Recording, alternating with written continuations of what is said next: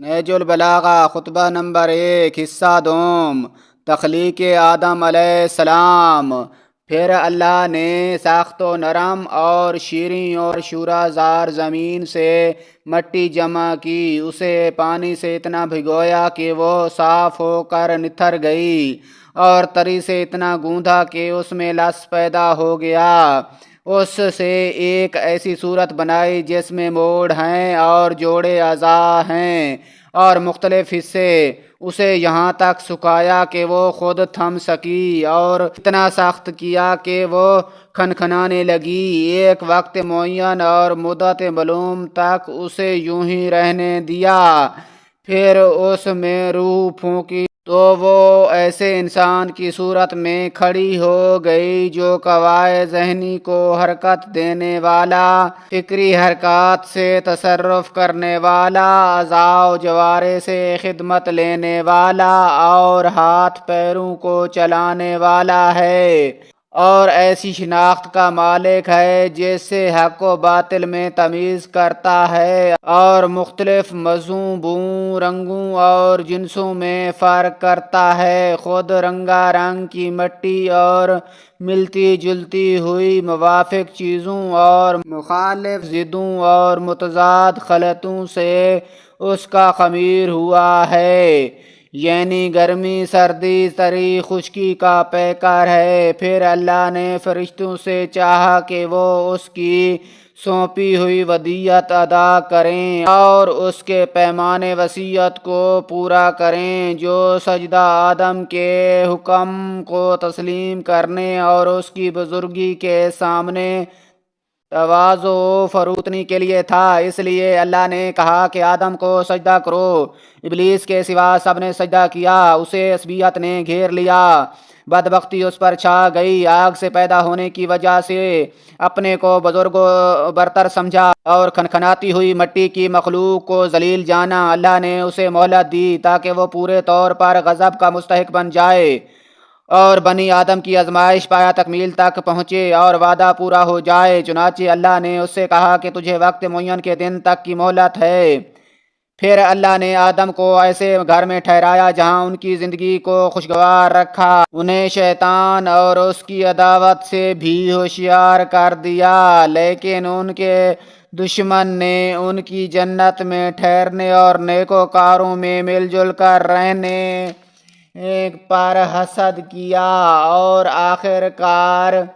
انہیں فریب دے دیا۔ آدم نے یقین کو شک اور ارادے کے استحکام کو کمزوری کے ہاتھوں بیچ ڈالا، مسرت کو خوف سے بدل لیا اور فریب خوردگی کی وجہ سے ندامت اٹھائی۔ پھر اللہ نے آدم کے لیے توبہ کی گنجائش رکھی، انہیں رحمت کے کلمے سکھائے، جنت میں دوبارہ پہنچانے کا ان سے وعدہ کیا اور انہیں مصیبت کے گھر اور محل افزائش نسل میں اتار دیا۔ اللہ سبحانہ نے ان کی اولاد سے انبیاء چنے، وحی پر ان سے عہد و پیمان لیا، تبلیغ رسالت کا انہیں امین بنایا، جبکہ اکثر لوگوں نے اللہ کا عہد بدل دیا تھا، چنانچہ وہ اس کے حق سے بے خبر ہو گئے، اوروں کو اس کا شریک بنا ڈالا۔ شیاطین نے اس کی معرفت سے انہیں روگرداں اور اس کی عبادت سے الگ کر دیا۔ اللہ نے ان میں اپنے رسول مبعوث کیے اور لگاتار انبیاء بھیجے تاکہ ان سے فطرت کے عہد و پیمان پورے کرائیں، اس کی بھولی ہوئی نعمتیں یاد دلائیں، پیغام ربانی پہنچا کر حجت تمام کریں، عقل کے دفینوں کو ابھاریں اور انہیں قدرت کی نشانیاں دکھائیں۔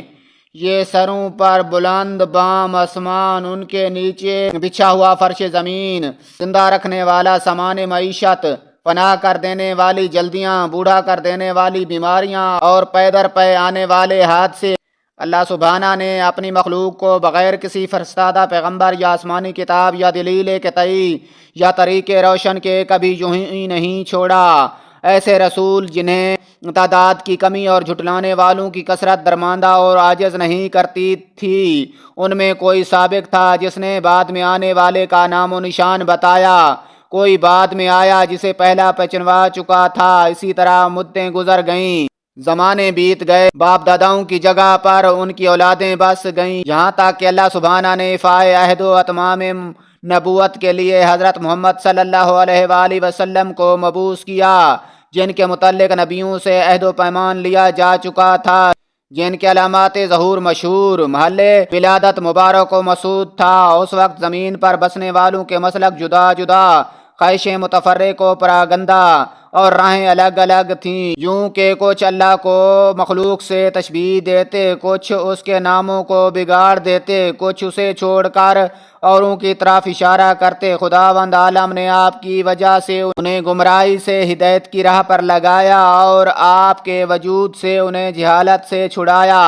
پھر اللہ سبحانہ نے حضرت محمد صلی اللہ علیہ وآلہ وسلم کو اپنے قرب کے لیے چنا، اپنے خاص انعامات آپ کے لیے پسند فرمائے اور دار دنیا کی بود و باش سے آپ کو بلند تر سمجھا اور زحمتوں سے گھری ہوئی جگہ سے آپ کے رخ کو موڑا اور دنیا سے باعزت آپ کو اٹھا لیا۔ حضرت تم میں اسی طرح کی چیزیں چھوڑ گئے جو انبیاء اپنی امتوں میں چھوڑتے چلے آئے تھے، اس لیے کہ وہ طریق واضح اور نشان محکم قائم کیے بغیر یوں ہی بے قید و بند انہیں نہیں چھوڑتے تھے۔ پیغمبر نے تمہارے پروردگار کی کتاب تم میں چھوڑی ہے، اس حالت میں کہ انہوں نے کتاب کے حلال و حرام، واجبات و مستحبات، ناسخ و منسوخ، اجازتیں اور سزائیں، خاص و عام، سبق و مثال، محدود و مرسل، محکم و متشابہ کو واضح طور پر بیان کر دیا، آیتوں کی تفسیر کر دی، اس کی گتھیوں کو سلجھا دیا۔ اس میں کچھ آیتیں وہ ہیں جن کے جاننے کی پابندی عائد کی گئی ہے اور کچھ وہ ہیں کہ اگر اس کے بندے ان سے ناواقف رہیں تو مذائقہ نہیں۔ کچھ احکام ایسے ہیں جن کا وجوب کتاب سے ثابت ہے اور حدیث سے ان کے منسوخ ہونے کا پتہ چلتا ہے، اور کچھ احکام ایسے ہیں جن پر عمل کرنا حدیث کی روح سے واجب ہے لیکن کتاب میں ان کے ترک کی اجازت ہے۔ اس کتاب میں بعض واجبات ایسے ہیں جن کا وجوب وقت سے وابستہ ہے اور زمانہ آئندہ میں ان کا وجوب برطرف ہو جاتا ہے۔ قرآن کے محرمات میں بھی تفریق ہے، کچھ کبیرہ ہیں جن کے لیے آتش جہنم کی دھمکیاں ہیں اور کچھ صغیرہ ہیں جن کے لیے مغفرت کے توقعات پیدا کیے ہیں، کچھ اعمال ایسے ہیں جن کا تھوڑا سا حصہ بھی مقبول ہے اور زیادہ سے زیادہ اضافہ کی گنجائش رکھی ہے۔ اسی خطبہ میں حج کے سلسلہ میں فرمایا، اللہ نے اپنے گھر کا حج تم پر واجب کیا جسے لوگوں کا قبلہ بنایا، جہاں لوگ اس طرح کھنچ کر آتے ہیں جس طرح پیاسے حیوان پانی کی طرف، اور اس طرح وہ رفتگی سے بڑھتے ہیں جس طرح کبوتر اپنے آشیانوں کی جانب۔ اللہ جل شانہ نے اس کو اپنی عظمت کے سامنے ان کی فروتنی اور عاجزی اور اپنی عزت کے اعتراف کا نشان بنایا۔ اس نے اپنی مخلوق میں سے سننے والے لوگ چن لیے جنہوں نے اس کی آواز پر لبیک کہی اور اس کے کلام کی تصدیق کی اور انبیاء کی جگہوں پر ٹھہرے۔